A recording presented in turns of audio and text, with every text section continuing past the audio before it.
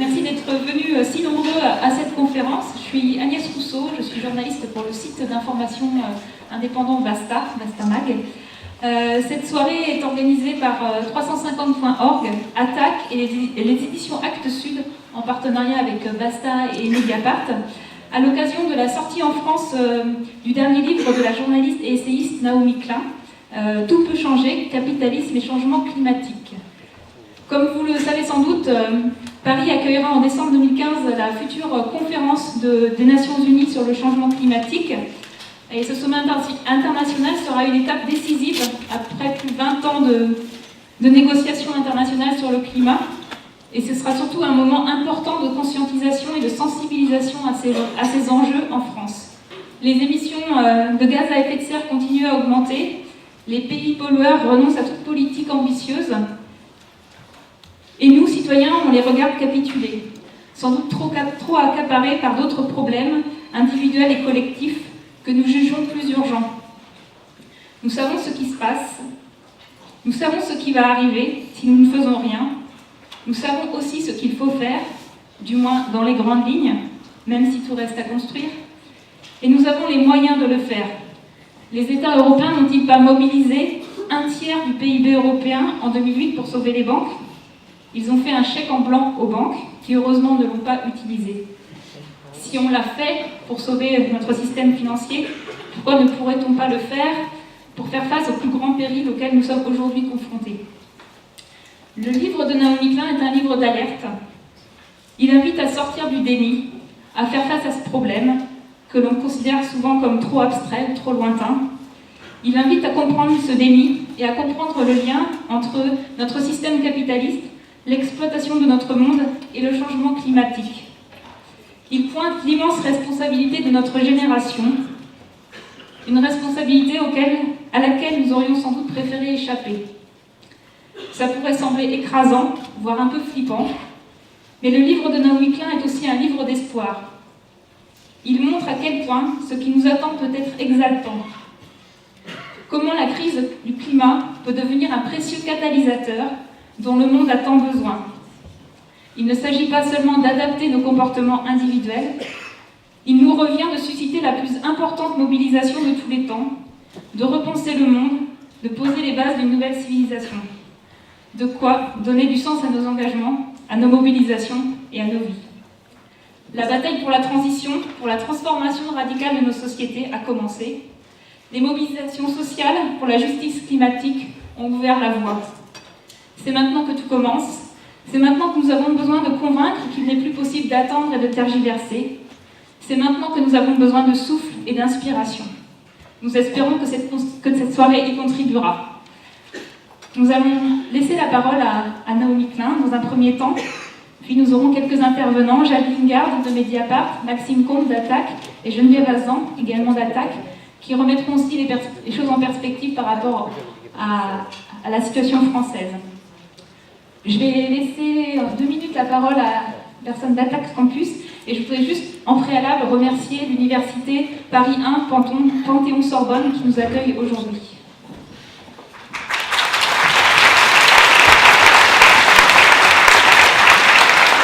Merci, bonsoir à tous. Je vais juste vous dire quelques mots d'Attac Campus, plus spécifiquement pour les étudiants, puisque en lien avec ce dont on vient de parler et ce dont on a plus largement parlé, Attac Campus souhaite construire la mobilisation dans les universités.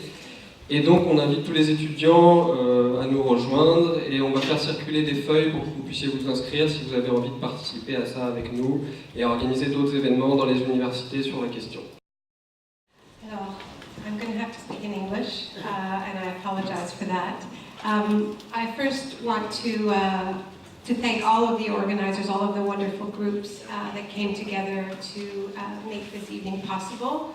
And also I want to extend a big thank you to my wonderful publisher, Actes. I'm going to try not to speak for too long, so that you don't have to listen to too much English. And then we'll have more of an exchange after. So I wanted to start by talking a little bit about the title that I chose for this book.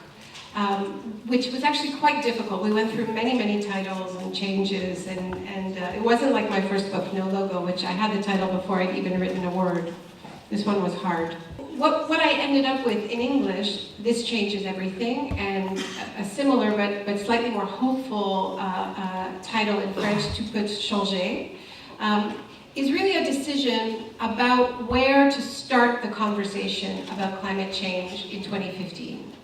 Because when we talk about climate change today, we need to start from the premise that there are no non-radical options left on the table, because we have waited so long, because we have allowed the crisis to deepen and worsen for 2.5 decades. That changes the nature of the discussion. If we stay on the road we're on, a road that is sometimes called business as usual, then that changes everything about our physical world. That is what our most conservative institutions tell us. This is not a wild conspiracy. This is what we're being told by the World Bank, by the International Energy Agency, by PricewaterhouseCoopers. What they say is that the road we're on leads to 4 to 6 degrees Celsius warming above pre-industrial levels. Our own governments defined dangerous climate change as 2 degrees, and that was an extremely controversial target when it was adopted in Copenhagen. That level of warming that we're headed towards will make our world unrecognizable. And climate scientists are not able really to predict with any certainty what a 4-degree warming world looks like. But they say things like that they're not sure it is compatible with organized life. Now, it's not too late to avoid that catastrophic outcome. But because we have waited so long, and because we have allowed our emissions to rise for so long, achieving that change requires so much change to our political and economic system that it's really revolutionary. So we face radical change one way or another. This is obviously very difficult for our political and economic elites to accept. Which is why they're in a kind of a time warp when they talk about climate change. And their discourse hasn't changed as the problem has worsened. So what we hear from our elites is still this language of gradual change that you'll barely notice. And that is what is so worrying, really, about the climate summit in Paris in coming months, because it is locked within that framework of denial. Now, this is not an apocalyptic book. This is not a book filled with bad news and scary statistics. And the reason for that is that this political and economic system that we must change in the face of climate change is failing us on multiple levels with or without climate change. And what I'm arguing is that climate change can and must be the catalyst to introduce changes that we should introduce anyway, because we have a system of grotesque inequality and social injustice within our countries and between our countries. But the question that our politicians continue to ask is, how can we change without changing? And that's a quote from Arundhati Roy. And I think maybe one of the best examples of that question comes from your foreign minister, who explained that there was going to be an agreement in Paris, but an agreement that hampers growth will not be accepted. And there is an echo of a statement made by George Bush Sr., the father of George Bush, in 1992, during the Rio Earth Summit. When Bush went to Rio and the government signed the original UN Climate Convention, but George Bush Sr. very famously said, "I will go to Rio, but the American way of life is not up for negotiation." And indeed it was not up for negotiation, and that way of life was protected. And in the years since the Rio Earth Summit, it has been systematically exported to every corner of the globe, including the most populous nations. the result of which is an increase in emissions of more than 60%.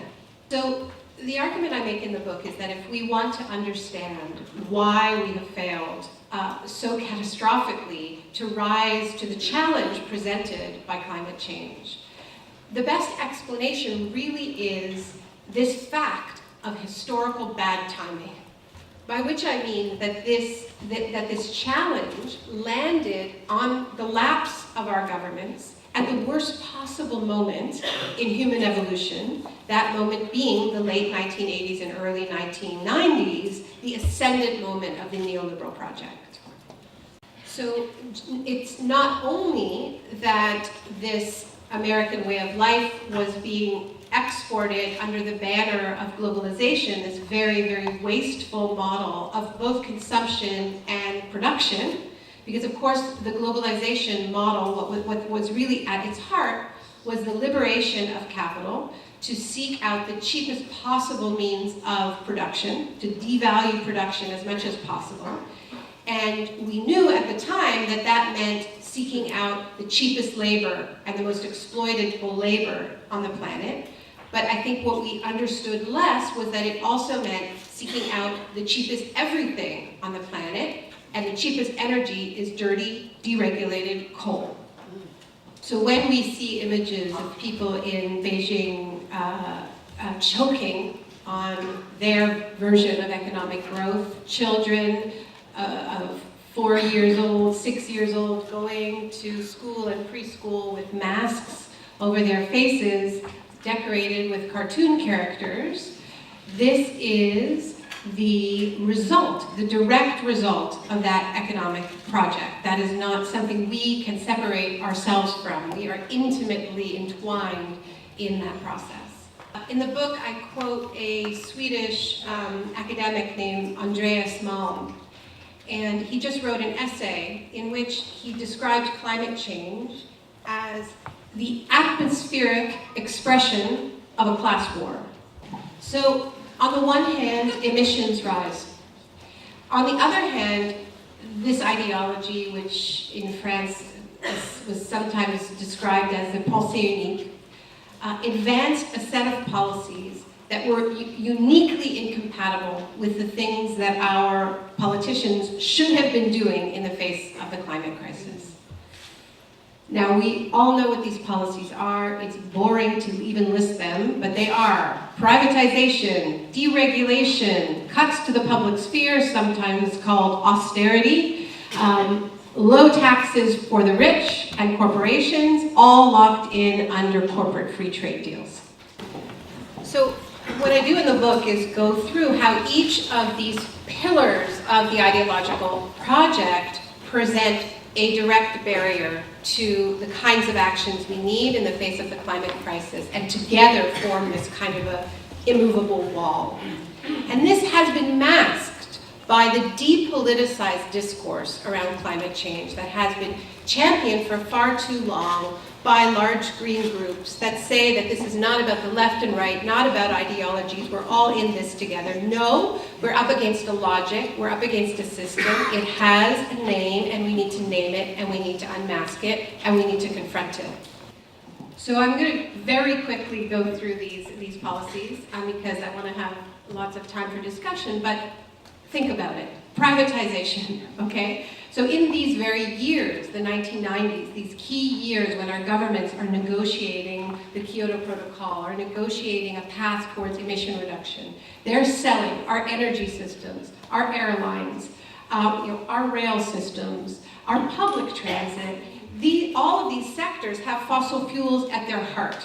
If you are going to have an energy transition, it's very useful to actually maintain power over those sectors. It doesn't mean they're going to be low carbon, but at least it gives the tools in order to change. And interestingly, where you see this most clearly actually is Germany. And it's slightly ironic, or very ironic, because Germany has been prescribing brutal austerity on the countries of Southern Europe, and that is forcing privatizations of rail systems, of energy systems on countries like Greece and Spain and Portugal, not just countries of Southern Europe.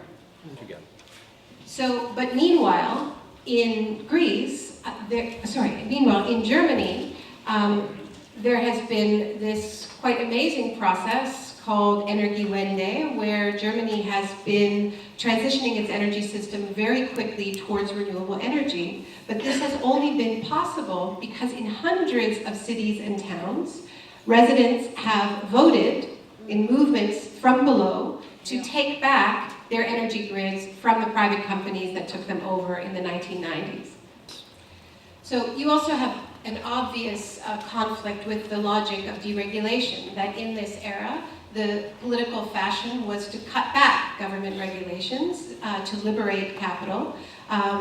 And that is why, when it came time to develop a mechanism for regulating carbon, instead of actually regulating carbon, putting clear caps and imposing clear penalties, the US pushed this model of emission trading, creating a carbon market.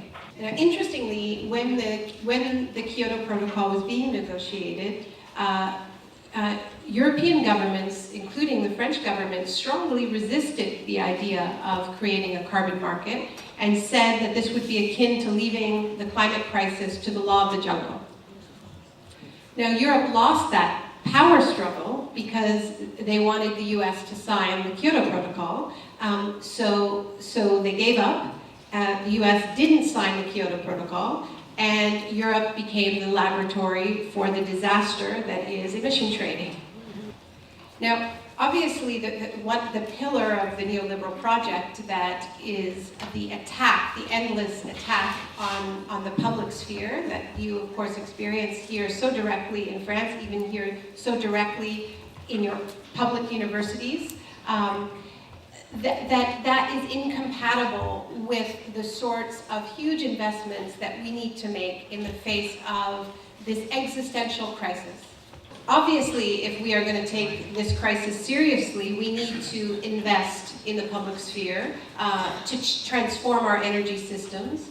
But also, we need to invest massively in public transit. And if we want people to use it, it should be free. And this is something that we see very clearly in Paris, where when it is facing an air pollution crisis, suddenly public transit is free and people use it a lot more. Obviously, this is an expensive process, and that's where the pillar that tells us that we can't increase taxes on the rich, that we can't take the profits of industries that are waging war on life on Earth, that we can't increase taxes on speculation, and the rest of it becomes a huge problem because we have to raise the capital for this project, and we're told that's impossible. So the other piece of the pillar, that I mentioned is free trade, these free trade deals. And this is very important to focus on right now because there are a couple of very big and very dangerous free trade deals on the table. TTIP being the largest one, but also the free trade deal with Canada and the European Union and the TTIP. And we're fortunate to have people from ATTAC who are really at the forefront of this fight, and you're going to hear more about it. So I have a chapter in the book about how these deals, the ones that have already been signed, are being actively used against precisely the type of policies that we would want our governments to adopt. So I'll give you one very concrete example that I think is very relevant to this country, which is that in Canada, the province of Quebec passed a moratorium on fracking. This was a huge popular victory. It was hard won. It was a movement victory. And now that victory is being challenged under the North American Free Trade Agreement, NAFTA, by an American company that says it violates its right to frack under the St. Lawrence River because NAFTA contains this investor rights provision, and this is precisely the provision that groups like ATTAC have been focusing on in these new agreements. But this is not the only problem. We've had cases at the WTO, at the World Trade Organization, where governments that are subsidizing their renewable energy industries in ways that we should actually celebrate, especially countries like India and China, because we want these countries to leapfrog over fossil fuels, are being challenged at the World Trade Organization, and this is being basically called protectionism and illegal. So, the irony, of course, is that these same governments go to summits like the one that will take place in Paris in a few months, and they will accuse each other of not being ambitious enough and not cutting emissions enough. But then much more powerful wings of those same governments will use free trade deals to essentially knock down each other's windmills, which is insane, and why we can't have any more of these deals. So, from what I've said so far, you might conclude that really we have a conflict between neoliberalism and the climate. And all we need to do is get back to the form of capitalism that we had before the neoliberal period, and everything would be fine. Because what scientists are telling us, what leading scientists are telling us, is that if we want to keep temperatures below 2 degrees, we need to be cutting our emissions by around 10% a year starting yesterday. That kind of cut is possible, but it is not compatible with an economic system that has the growth imperative at its center. So we are facing a direct conflict between capitalism and the climate, capitalism and the natural systems that support life on Earth. So my friends in the environmental movement sometimes take me aside and say, Naomi, this climate problem was big enough. Did you have to make it about capitalism? But here's the thing. If everything was working fine with capitalism, except for the small matter of rising sea levels, we would be well and truly cooked. But that is not the case. That economic system is waging a war on life on every front, and we know it. Our problem is not that we don't know it, our problem is that we aren't connecting the dots. We aren't building a coherent movement that brings together all of these different fronts of the same struggle, the same battle. So what gives me hope is that there is a new kind of climate movement on the rise. It is a movement that understands the stakes in this struggle and that is willing to fight. We see this in the rise of the fossil fuel divestment movement, which is gaining ground here in Paris.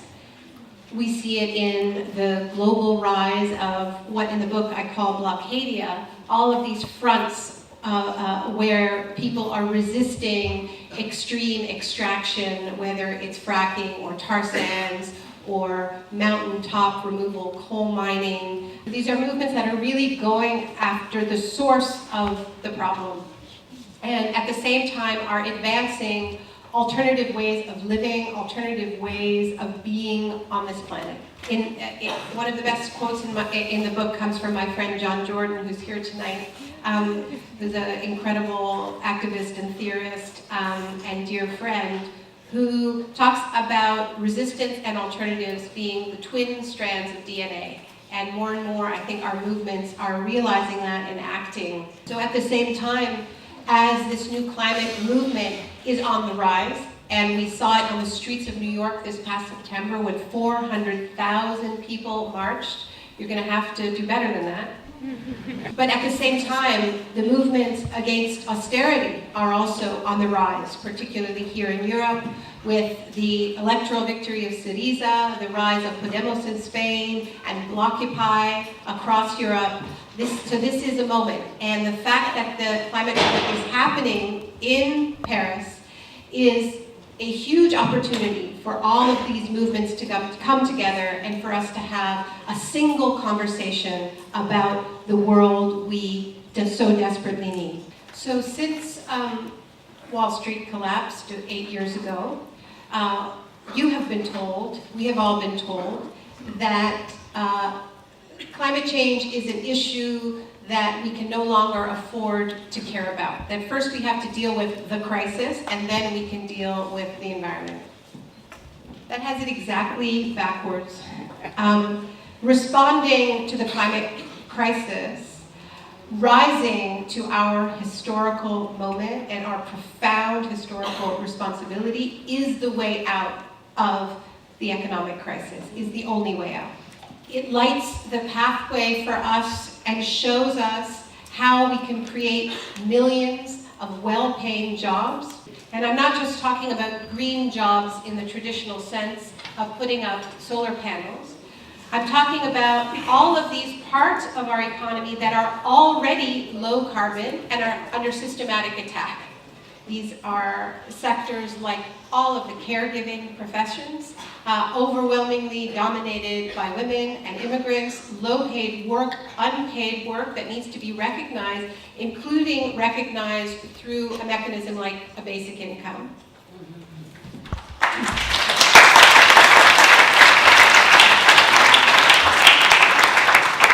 In responding to the climate crisis, we can also see how we can revolutionize our public and privatized sectors,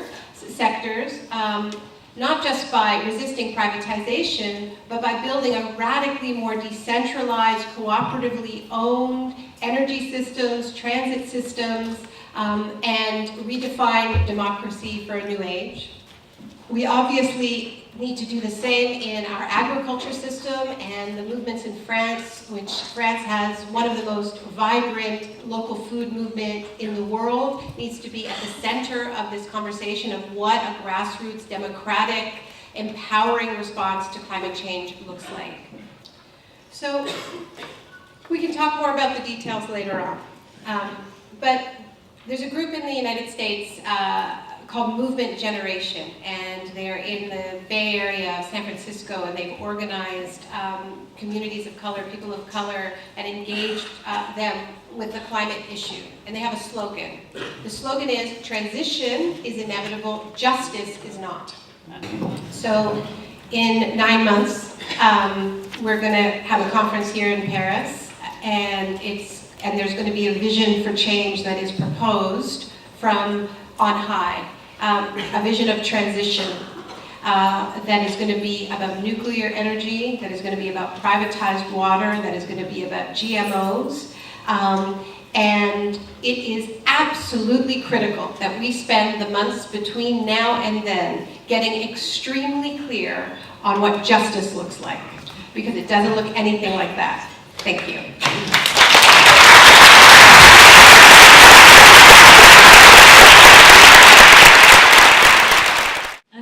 Naomi, pour cette intervention.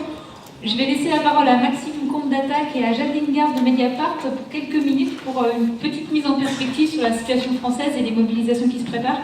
Et on a reçu beaucoup de questions, donc on va engager ensuite l'échange avec Naomi à partir de vos questions. Merci beaucoup, bonsoir à tous. Je ferai rapide. C'est vraiment un honneur et un plaisir d'intervenir après Naomi.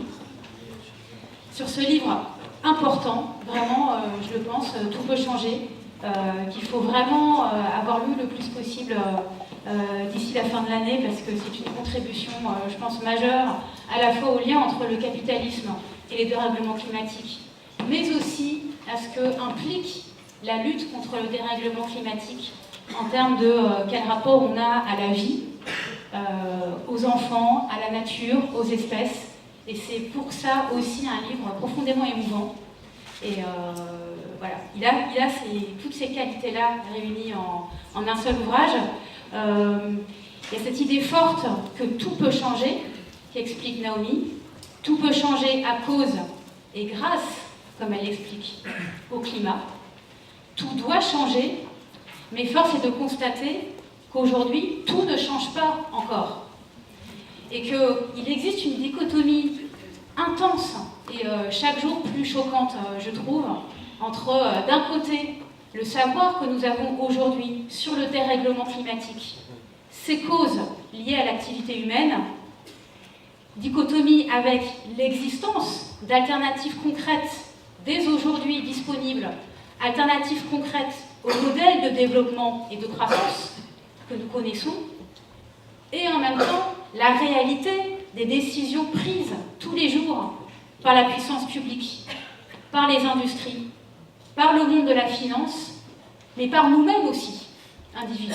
Ce hiatus est si énorme qu'il pose un double problème. Non seulement cela ralentit considérablement la réduction des émissions de gaz à effet de serre dont nous avons besoin aujourd'hui, et donc ça ralentit la lutte contre le dérèglement climatique. Mais je crois que cela a un autre effet extrêmement problématique, qui est la création d'un effet d'irréalité. Un effet d'irréalité qui est catastrophique. Pourquoi ? On dit qu'il faut changer de paradigme, mais on continue avec le business as usual, comme l'a très bien expliqué Naomi. Et donc, cela relativise l'urgence, et ça la décrédibilise d'une certaine manière. C'est une véritable dissonance cognitive. Et cette dissonance est aggravée par les déclarations politiques qui prétendent à tort faire de l'action contre le dérèglement climatique une priorité. Elles ajoutent de la confusion, ces déclarations, là où on aurait besoin de clarté et de transparence sur les arbitrages. Et donc, le cas de la France, en tant que pays président de la COP21, donc du sommet climat qui aura lieu à la fin de l'année, me paraît exemplaire de ce déni de réalité. Il y a pléthore d'exemples de contradictions. Je fais une liste très rapide. Blocage sur la fiscalité écologique, par exemple. Donc la contribution climat-énergie, l'écotaxe, je ne vous fais pas un dessin. Le soutien aux énergies fossiles, les mille et un obstacles au développement des éoliennes, le mépris généralisé pour tout ce qui est maîtrise de l'énergie et action d'efficacité énergétique. Mais il y a un domaine où c'est plus spectaculaire, donc où ce déni de réalité est plus spectaculaire, parce qu'il est à la fois plus visible, et surtout parce que finalement, il se passe tous les jours, en France, à tous les échelons de l'action publique, c'est la politique d'aménagement du territoire. Si on prend l'exemple de l'aéroport de Notre-Dame-des-Landes, le Center Park de Roibon, mais aussi, en fait la liste est longue, Lot-et-Garonne et ailleurs, l'emprise des chantiers de lignes à grande vitesse. Un autre exemple, le projet de Technopole à Sainte-Colombe-en-Brullois près d'Agen. 300 hectares de terres agricoles, plus les hectares qui correspondent aux différentes voies routières et ferroviaires pour y conduire. Le Grand Paris, dont on discute aujourd'hui, le chantier pharaonique du Lyon-Turin. La commande publique, bien souvent en partenariat avec le privé, programme chaque année la destruction de milliers d'hectares de terre. Alors pourquoi c'est un problème? Et c'est quoi le lien avec la discussion qu'on a ce soir? Évidemment, ces chantiers ont pour conséquence le saccage de zones humides. Ça a été beaucoup dit sur Notre-Dame-des-Landes, ça a été beaucoup dit sur le projet de barrage de Sivins. Donc des zones humides qui sont nécessaires à la préservation de l'eau, de la fraîcheur et de la biodiversité. Déjà, c'est pas rien en soi. Le saccage de terres agricoles, ensuite, soit en activité, soit potentiellement agricole. Les destructions d'espèces, mais aussi la poursuite d'un modèle. La poursuite d'un modèle en faillite, avec cette course permanente à la création de zones d'activité qui, en réalité, créent peu d'emplois, créent des emplois souvent peu qualifiés et peu rémunérés, et même en détruisent, cas typique des grands centres commerciaux. Et donc, c'est une vision déconnectée de l'activité humaine. Et c'est vrai que le symbole des bulles des Center Parks est pour ça absolument extraordinaire. Il est d'une bulle comme ça où on va s'extraire, on va partir en vacances dans la nature, mais sans la nature. Et surtout séparé de la nature, une sorte de folie comme ça, un peu postmoderne. Mais on a aussi l'exemple d'un projet de piste de ski artificielle en banlieue parisienne. Alors, tout est possible. Un golf dans le Tarn-et-Garonne. Voilà, la liste est longue.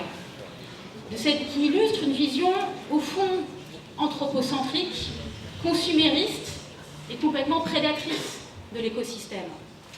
Et donc, ce n'est pas simplement un problème de grands projets inutiles, c'est la continuation d'un ordre économique et administratif, comme s'il se justifiait en lui-même de manière autonome, sans avoir à rendre de compte à personne. C'est-à-dire comme si toute la discussion qu'on a depuis une heure n'existait pas, que le dérèglement climatique n'existait pas, les injustices n'existaient pas, et on continue pareil. Et comme si donc ce système-là d'aménagement du territoire obéissait finalement à une raison supérieure et que le reste du monde n'était qu'une affaire secondaire d'intendance. C'est tout le sens du mouvement des ZAD qu'on a aujourd'hui fortement en France de dénoncer ce système. Et donc, quand on entend François Hollande, Manuel Valls ou Ségolène Royal clamer que 2015 est l'année du climat, que c'est une grande cause nationale, en réalité, sous leur direction, se prennent tous les jours les décisions contraires. Et sans doute celui qui a le mieux résumé cet état d'esprit, cette idéologie au fond, est André Valigny. Vous voyez André Valigny, conseiller général de l'Isère, secrétaire d'État à la réforme territoriale, qui est quand même membre du gouvernement, qui a expliqué en début d'année, à propos du projet de Center Parcs à Roivon, je cite, « Pour que la France reste la France, nous devons continuer à construire des aéroports, des barrages, des autoroutes, des lignes de TGV, des équipements de tourisme.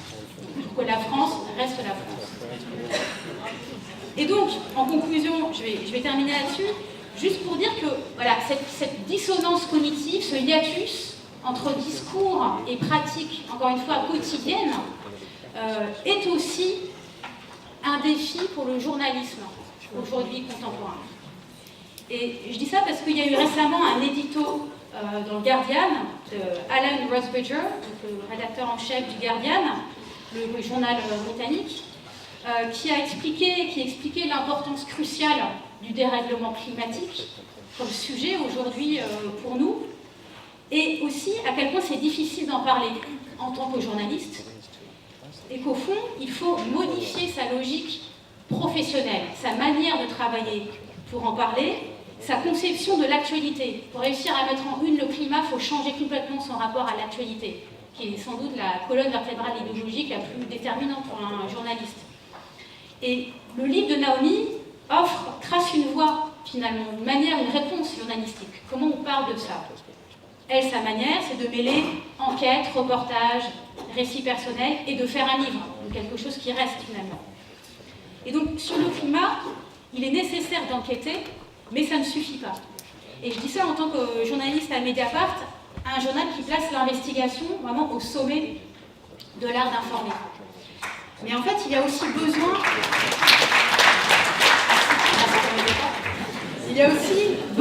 de travailler sur les représentations, sur le cadre d'interprétation des informations et des révélations. Parce que sinon, elles n'ont pas d'impact. Elles se noient dans le flux des données. Pour nous, journalistes, ce que ça veut dire, je pense, c'est qu'il faut à la fois se décoller de l'agenda institutionnel, donc des déclarations de François Hollande, Manuel Valls et Ségolène Royal. Il faut à la fois se rapprocher du terrain, ne jamais se contenter des discours, et en même temps essayer de faire apparaître cette idéologie destructrice qui nourrit ce déni de réalité. Et ma dernière phrase sera de dire que je pense que cela passe par de nouvelles stratégies entre médias et ce que certains appellent des sentinelles du climat, et que ces sentinelles du climat sont à la fois des militants de la justice environnementale, comme il y en a plein ici ce soir, des chercheurs, des entreprises, de renouvelables ou d'autres, des agents de l'État qui sont ulcérés par ce qu'ils voient et ce à quoi ils participent, et qui participent à le dénoncer, toutes ces personnes qui travaillent concrètement à faire advenir tous les changements, sauf le changement climatique. Merci beaucoup.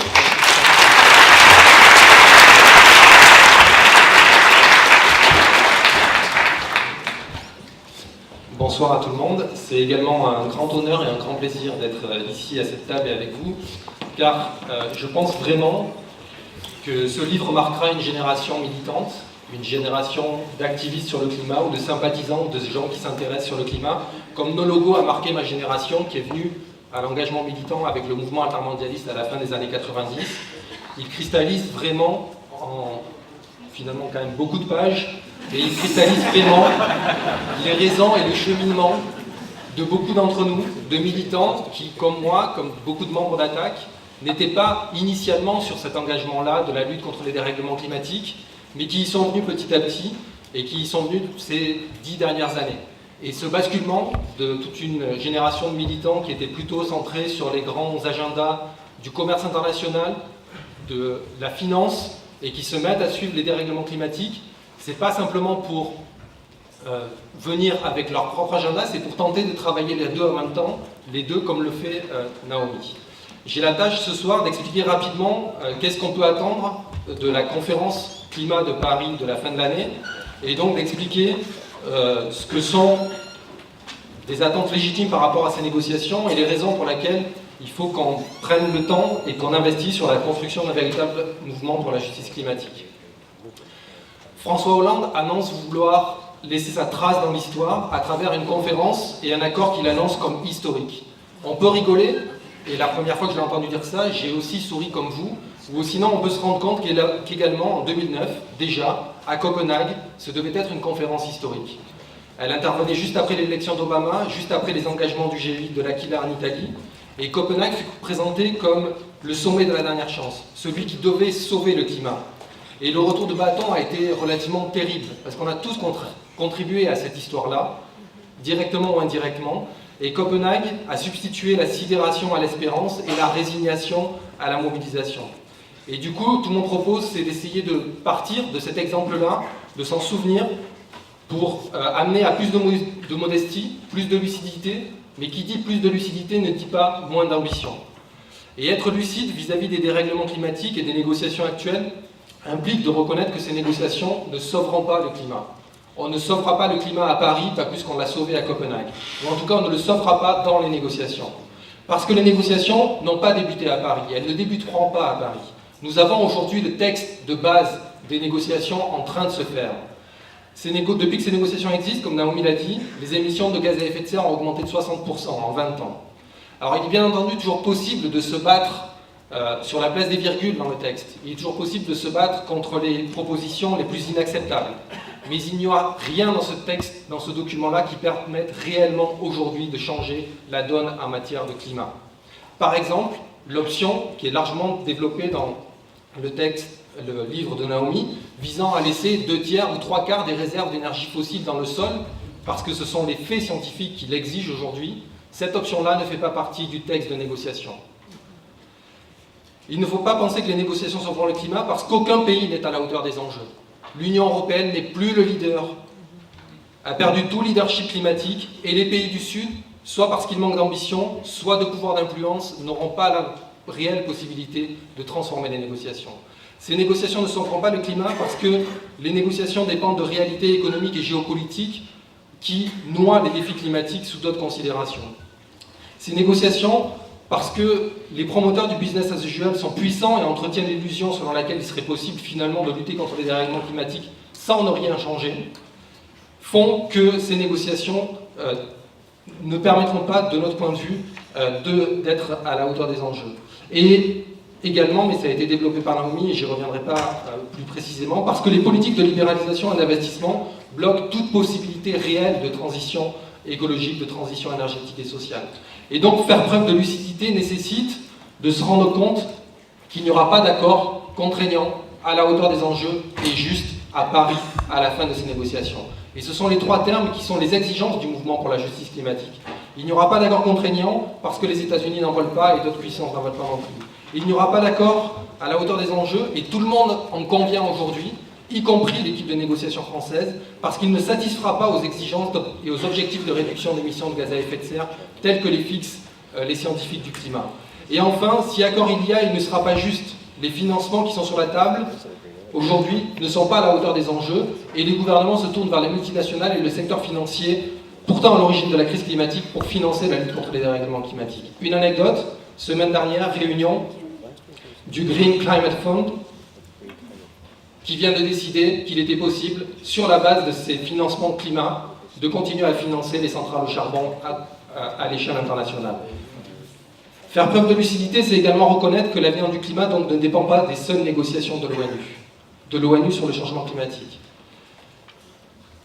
Et du coup, et ça a été exprimé, ce qui se joue dans les négociations commerciales, dans les négociations sur la libéralisation des investissements, à travers les accords tels que TAFTA, CETA, les accords avec les États-Unis et le Canada, sont l'avancée réelle d'un agenda climaticide qui vient contrevenir à la lutte contre les dérèglements climatiques en parallèle de ces négociations. Et quand François Hollande dit quasiment dans la même phrase qu'il veut un accord historique à Paris à la fin de l'année, mais qu'il veut un accord historique de libéralisation du commerce et des investissements avec les États-Unis, il y a un historique de trop.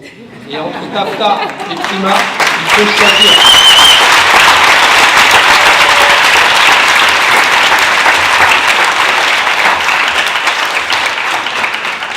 Entre TAFTA et climat, il faut choisir. Nous avons choisi, et c'est tout l'enjeu des prochains mois, de faire monter cette question très fortement dans le débat public et exiger du gouvernement français qu'il choisisse réellement s'il veut qu'on prenne au sérieux ces déclarations de lutte en matière de lutte contre les dérèglements climatiques. Être lucide sur les négociations et les pays qui négocient donc n'implique pas pourtant à se résigner. Bloquer TAFTA, bloquer CETA, ces accords-là serait une immense victoire pour le climat. Et nous devons les bloquer pour cette raison-là.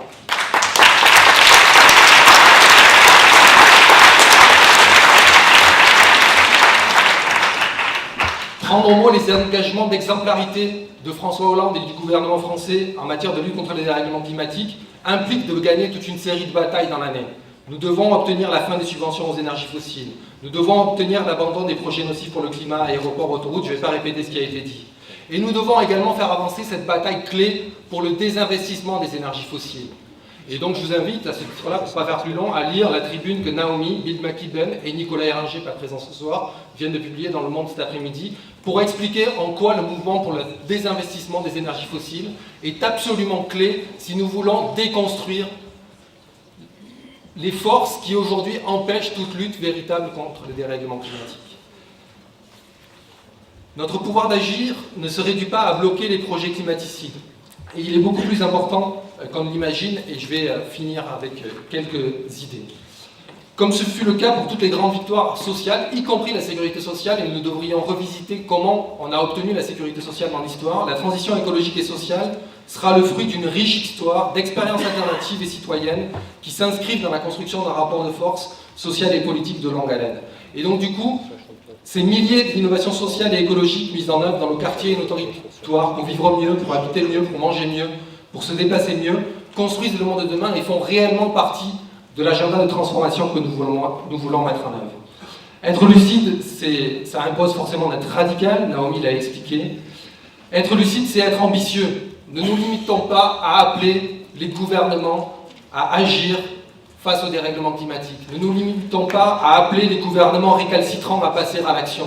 Ces déclarations-là peuvent donner l'impression qu'on agit en matière de climat, mais finalement elles sont vaines parce qu'ils sont récalcitrants et qu'ils ne veulent pas modifier le business as usual.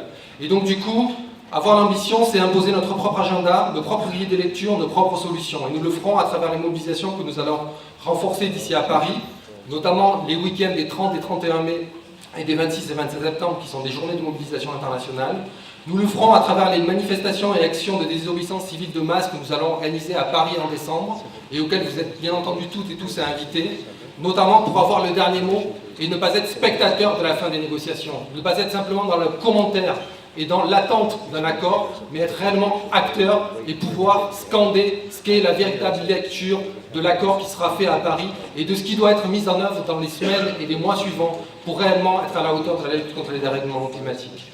Et nous le ferons également donc du coup à travers les engagements que nous prendrons pour 2016. Finalement, Paris 2015, c'est peut-être moins regarder la technicité des négociations, moins regarder ce qui se passe dans les négociations, ne pas commenter et être toujours spectateur de ces négociations, et par contre se servir de Paris 2015 pour renforcer les processus de type Blocadia et gagner toute une série de batailles clés contre les projets climaticides inutiles. C'est se servir de Paris 2015 pour mettre en avant et promouvoir les alternatives que nous portons face au dérèglement climatique et donc renforcer les processus Alternativa. Blocadia et Alternativa sont les deux piliers de la justice climatique et c'est avec ces piliers-là que nous avancerons pour lutter face au dérèglement climatique. Servons-nous de Paris 2015, et j'en finis là, pour faire converger les mouvements pour la justice climatique et les mouvements contre l'austérité en Europe, pour écrire une nouvelle page, celle de sociétés plus agréables à vivre, plus conviviales, plus solidaires, plus justes et plus humaines, comme nous y invite le processus Alternativa dans sa déclaration inaugurale. Je vous remercie.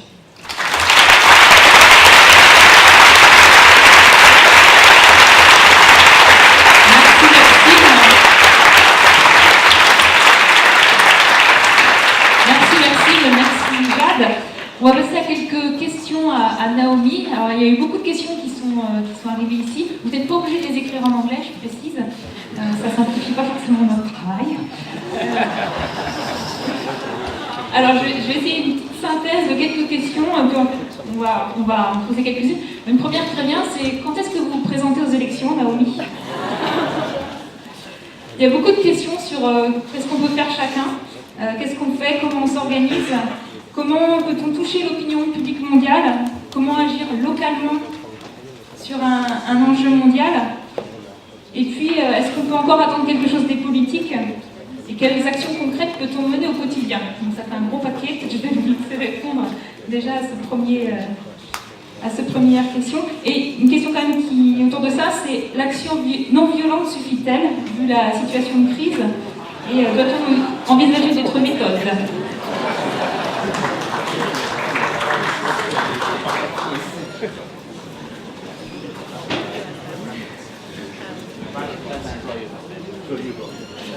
Well, first of all, I'd just like to thank Jad and Maxime for their wonderful interventions and for their incredible work. They're both people who I've known for a long time and respect enormously. And I would also like to say that Jad's book on climate change is brilliant as well. But I was just remembering actually that, I've known Jad for a long time. In fact, I met her when No Logo first came out and she was working at Les Errants.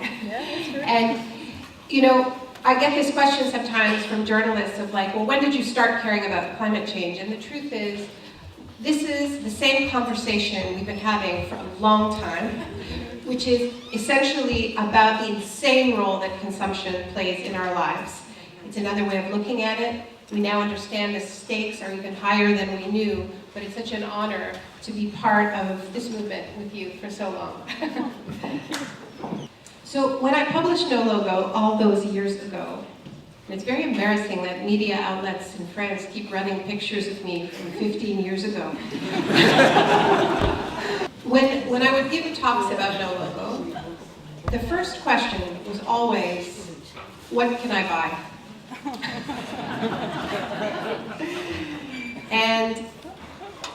And my answer was, we can't shop our way out of this. This is about systems. And I think that this question that we ask a lot about climate change, what can one person do? What can I do? It's a good question and it comes from a good place. But I think it is also an expression of the crisis itself, that we don't think about what we can do together. The truth is, we are up against a planetary crisis that is multi-layered. The idea that one person could do something, recycle, ride their bicycle, and it would change it, is crazy. And it is an expression of the war that has been waged on the collective sphere for these past decades. This isn't to say that those small things, the way we change our behavior, and also, more importantly, the way we change how we think, don't matter. They do matter. We have to change how we think if we're going to change the world. But also, those actions that we take as individuals, I think, help to close the cognitive dissonance that Jad spoke of earlier. The reason I haven't given a speech in Paris in 8 years is because I've cut the amount of flying I do to 1/10 of what it was before. So I don't do that kind of travel anymore, although I'm doing it now. But we can't confuse those actions with being the solution.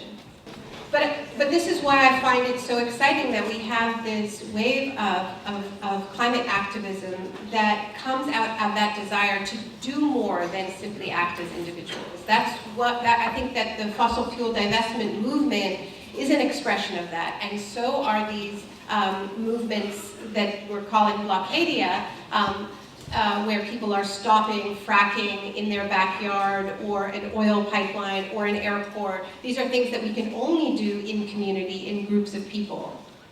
And it does require direct action. It does require civil disobedience. And I mean, personally, you know, even though sometimes people think I'm this big troublemaker, one of my great shames is that I had never been arrested at a protest until I protested the Keystone XL pipeline carrying tar sands oil 4 years ago. So that action against the Keystone XL pipeline was really interesting because it marked a kind of new era of civil disobedience in the face of the climate crisis in the United States. And more than 1,000 people were arrested outside the White House, and many more have been arrested since. But what it was an incredible mix of people who were arrested, including several very prominent climate scientists. And I think that, you know, James Hansen, for instance, who's probably the most famous climate scientist in the world, has been arrested, I think 5 times now, trying to block coal plants and tar sands pipelines. And I think it's not so much that we think that getting arrested is going to change everything, but it's part of bringing our actions in line with the urgency that we feel. And that makes us feel stronger and saner in the face of this insanity. Une question qui semble importante, c'est comment on embarque l'ensemble des personnes dans cette mobilisation, et notamment comment on obtient le soutien des chômeurs et des précaires dans cette transition vers ce changement radical. Une autre question a trait à la dette. En Europe, on nous dit qu'il n'y a pas de fonds publics pour la transition écologique parce qu'on doit payer la dette publique. Que répondre à ça? Et puis, 2 rapides questions sur la croissance verte. On entend beaucoup parler en France de croissance verte. Qu'est-ce que vous en pensez? Est-ce que c'est compatible? Et puis, il semblerait qu'il y a une partie du fan club de Jérémy Lefkins dans la salle qui nous demande qu'est-ce que vous pensez du modèle qu'il propose autour de l'économie du partage et de la gratuité. Est-ce une solution? I think there's a lot of interesting things in Rifkin's new book. I'm less hopeful about the 3D printer than he is. But certainly a real sharing economy and not the commercialized sharing economy is an expression of the fact, I think, that people do want to live differently, do want to consume less. It's just that it's being co-opted very rapidly. So I think that this discourse of green growth, the croissance verte, it's another example of the change. How do we change without changing? You know, I've read all of the reports, and the truth is that they are not looking at the numbers. They are not looking at the short-term need to cut emissions by between 8 and 10%. They completely ignore that imperative in favor of this discourse of win-win, and there's just going to be lots of good green jobs, and they don't confront the fact that there also are losses. There are contractions as part of this transition, big contractions, which is why there needs to be a plan for that contraction to be a just one. For people who lose their jobs, for instance, mining coal, to get jobs in renewable energy and energy efficiency. And in fact, they are very well situated for those jobs, but there has to be a plan to retrain them.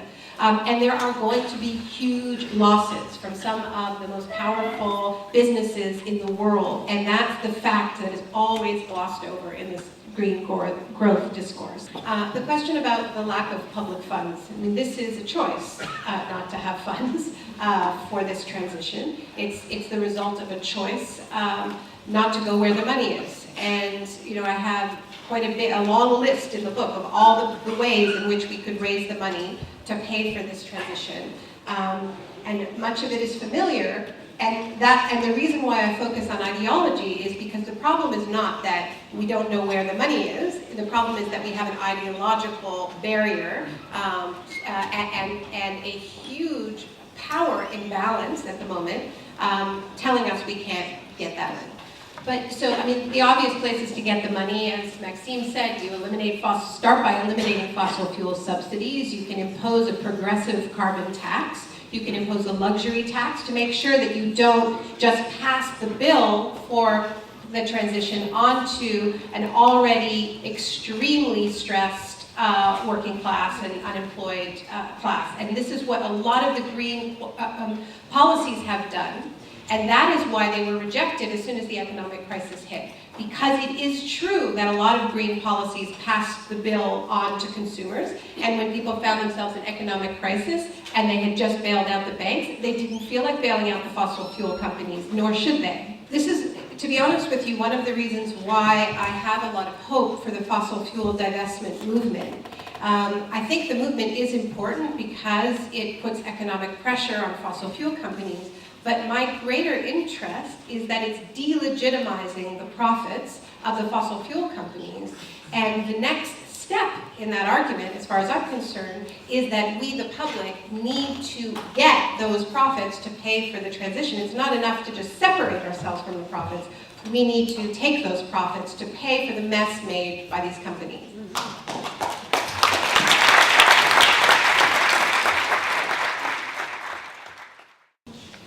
So I think that the kinds of policies that will build bridges between the anti-austerity movements, the movements fighting for jobs and justice, are climate policies that put jobs at their center.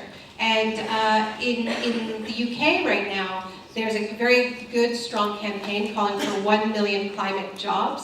And it's one of the better examples. There's also a campaign like it in South Africa of breaking down these false barriers between the climate movement and the labor movement. There are always going to be tensions. There are always going to be unions that think that their job is to just protect the last dirty jobs left. But there are many more workers out there who would benefit from this transition. And the key is to get in the room together and hash out, discuss, as Maxime said, with lucidity, what does a just transition look like? It should be simple enough to fit on a postcard, and these discussions, thankfully, are starting to happen. Alors je vous propose que pour préserver la planète, on commence par préserver Naomi, qui est un petit peu malade. Je vais laisser la parole à Geneviève Hazan pour 2 mots de conclusion, et puis une conclusion par Naomi ensuite. Merci. Bon, en fait, je ne vais pas faire de conclusion, parce que je crois que ce que nous vivons, c'est un commencement. Ce n'est pas une conclusion. Nous ne voulons pas conclure, et nous espérons, Maxime l'a dit, qu'à travers ce livre, à travers tout le travail des activistes, nous espérons voir émerger un véritable mouvement pour la justice climatique au niveau international, local et international. Alors je crois que la meilleure façon de remercier Naomi pour tout le travail qu'elle fait, de remercier aussi tous les activistes, c'est finalement d'amplifier l'engagement. D'amplifier l'engagement au sein de ce qu'elle appelle, moi je trouve vraiment c'est une trouvaille, la Blocadia. Ça évoque des anciennes utopies, très anciennes, du 15e, 16e siècle, qui étaient des utopies abstraites. Là, dans Blocadi, dans ces territoires-là, ce sont des utopies concrètes qui se construisent. Et donc, je crois qu'on peut remercier et amplifier le mouvement en s'engageant dans ces territoires de lutte qui sont à l'intersection de l'écologique, du social, de l'éthique et de l'esthétique. Mais cet engagement, nous devons le réaliser tout de suite. En effet, nous sommes dans la décennie 0, et ceci est très bien expliqué dans le livre. C'est-à-dire que si nous ne prenons pas, dans cette décennie-ci, des mesures radicales pour infléchir le train du changement climatique, là, ça pourra être trop tard pour empêcher l'emballement climatique. Donc, c'est un engagement immédiat qui est requis. C'est aussi un engagement résolu. Pourquoi? Et c'est très bien expliqué dans le livre. Nous ne pouvons plus envisager une transition lente. Voilà pourquoi d'ailleurs parfois le terme transition, comme d'ailleurs celui de réforme, est complètement dévoyé, parce que s'il est un terme juste, effectivement, nous devons passer d'un état à un autre. La transition aujourd'hui s'étiole dans des processus extrêmement longs. Non, nous n'avons plus le temps. Il faut qu'il y ait non seulement transition, mais aussi des ruptures. Donc, la Blocadi est partout. elle est autour de nous, la blocadie. Elle est dans toutes les luttes qui ont été citées ici, je ne les répète pas, j'en ajoute quelques-unes. Peut-être c'est la déformation attaque. Ce sont aussi les luttes contre les banques et les instituts financiers qui financent les projets climaticides. Ça aussi, c'est à notre portée. Et dans tous les cas, ce qu'on trouve dans Blocadie, qu'on ne trouvait pas peut-être dans les anciennes utopies, c'est que ce sont des choses à notre portée. On n'est pas dans l'abstrait, on est dans des choses extrêmement concrètes. Et des choses sur lesquelles nous pouvons gagner. Il y a quelques victoires qui sont retracées dans ce livre. Donc à la fois des résistances, nous l'avons dit, mais aussi des alternatives. C'est en particulier tous les processus, ce n'est pas un événement, c'est un processus qui se construit autour d'Alternativa, Alternativa Île-de-France à la mi-septembre, un Alternativa planétaire, nous espérons, en décembre 2015 à Paris. Et pour vraiment conclure, je voudrais dire que, comme l'écrit Naomi Klein dans ce livre, ce ne sont pas les discours économistes qui vont nous donner l'enthousiasme, les calculs entre ce qu'il faudra payer si on ne fait rien et le coût du changement climatique. Nous sommes dans un autre type de combat. C'est un combat pour la vie que nous menons. C'est un combat pour la vie, et je me souviens, justement, puisqu'on a parlé du néolibéralisme, du sous-commandant Marcos qui disait, dans les années 1990, toutes les luttes contre le néolibéralisme sont des luttes pour la vie. Nous luttons pour la vie, nous nous opposons à la thanatopolitique, aux politiques de mort, aux politiques de destruction, qui sont aujourd'hui les politiques qui permettent de faire du profit, d'où on tire la valeur. Donc c'est un combat pour la vie. C'est un immense défi, bien sûr. C'est un combat, je le disais, qui est au croisement de la politique, de l'éthique, de la morale, dit Naomi dans son livre, de la morale, de l'esthétique, et au lieu de l'aliénation au monde qu'a produit le néolibéralisme, en nous laissant croire que nous, individus autopuissants, autofabriqués, nous étions absolument tout-puissants. Au lieu de cette aliénation au monde commun, c'est au contraire l'amour du monde, comme nous le dit Naomi, que nous devons aussi mettre en avant. C'est parce que nous aimons ce monde-là aussi. Nous aimons la vie. Et ce monde dans toutes ses dimensions, que les luttes contre le changement climatique peuvent redessiner un horizon.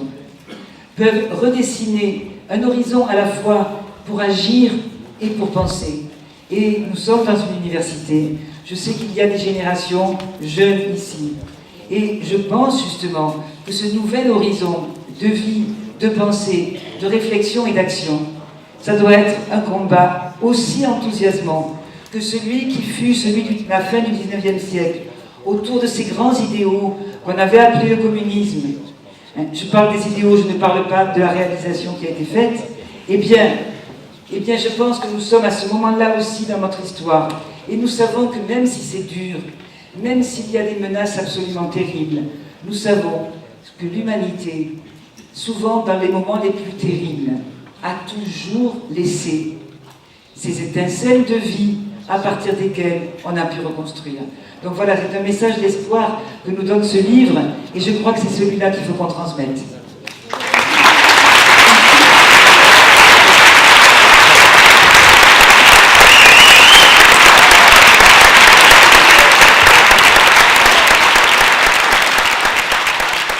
Je laisse le mot de conclusion à Naomi. Thank you for those beautiful words, those very moving words. I just want to end with a final thought. You've heard all of us be very critical of the French government and the UN process. But I want to be very clear that the message we're trying to send is not that this summit doesn't matter and that you should just go home and ignore it. It is important because a big spotlight is going to shine on this city, and this city is also going to be handed a very large megaphone to talk about climate change after many years of ignoring it. So I think that among other things, the way we should think about the summit in Paris is as a giant stage. And we all have to ask ourselves, what are we going to do on it? How are we going to act? How are we going to use this very, very precious space? And it's going to take all the creativity of people in this room and many, many other rooms. This is not something that can be outsourced to the environmentalists, to the scientists. It takes everybody. Our slogan in New York was, to change everything, we need everybody. Yeah.